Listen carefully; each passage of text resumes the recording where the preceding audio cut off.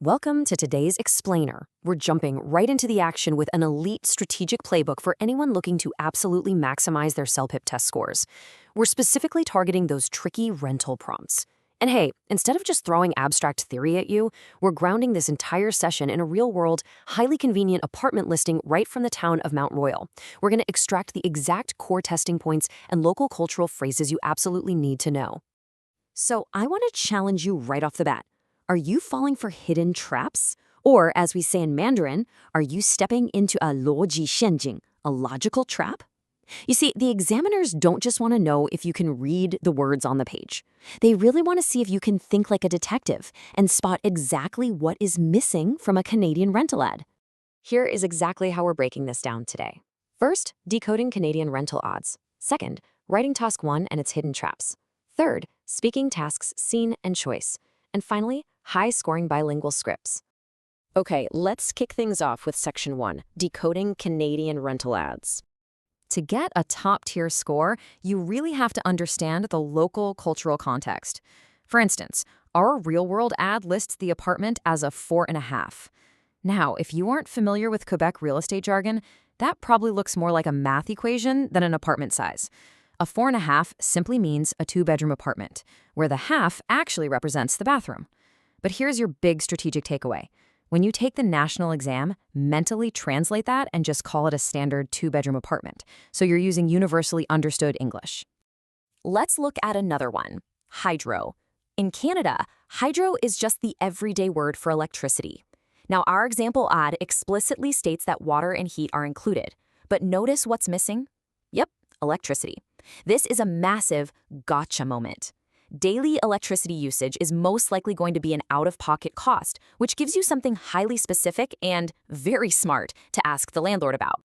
And then there's the number 93. A walk score of 93 means this apartment offers an incredibly convenient, highly walkable lifestyle where your daily errands literally do not require a car. This is a brilliant detail to leverage. When you get to the speaking modules, bringing up a high walk score is going to instantly elevate the quality and realism of your argument. Moving right along to Section 2, writing Task 1 and those hidden traps. The biggest danger here is just assuming that an apartment is completely all-inclusive just because it looks great on paper. When a listing says water and heat included, the hidden logical trap is that electricity was deliberately left out. When it says parking available on demand, the trap there is the vague pricing. Your strategy, and really the whole outline for your email, must be to explicitly ask the landlord about those extra utility exclusions and demand the exact monthly rate for indoor parking. That vague wording, it's a deliberate puzzle, and your email is the solution. So keep this strategic action plan front and center. First, absolutely do not assume all-inclusive. Second, actively target vague terms like on demand. Third, ask for exact pricing. And finally, explicitly confirm any utility exclusions. Doing this proves to the examiners that you have high-level reading comprehension. You aren't just summarizing the ad, you're critically analyzing it. Let's transition to Section 3, speaking tasks, focusing on scene and choice. These speaking modules test your ability to verbally map out a location and logically justify your choices. For speaking task 3, where you have to describe a scene or location, use a simple 3-step structure. Step 1, verbally cite specific transit links like the REM, the Metro, and bus routes 179, 119, and 92. Step 2, directly name commercial hubs like the Rockland Center and Marché Central. And Step 3, conclude on the exceptional daily convenience. Throwing in specific proper nouns like that makes your spoken answer concrete, realistic, and super high scoring.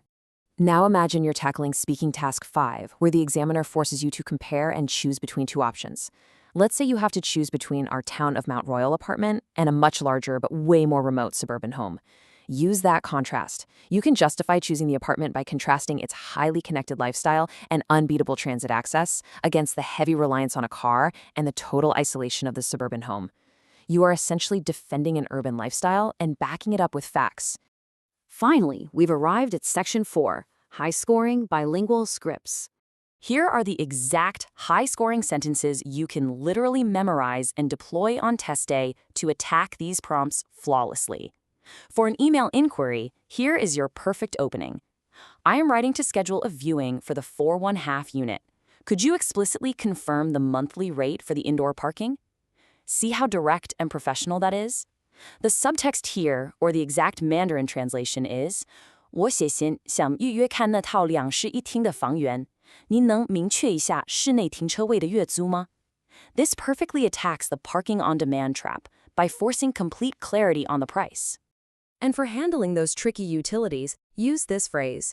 Before signing the lease, I need to clarify if hydro is excluded from the rent. In Mandarin, that translates to, 在签订租约前，我需要确认电费是否不包含在租金内.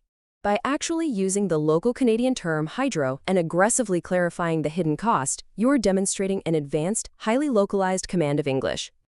So, to wrap this all up, thoroughly understanding localized Canadian rental descriptions and having a sharp eye to spot what is not written, those hidden fees, those are your secret weapons.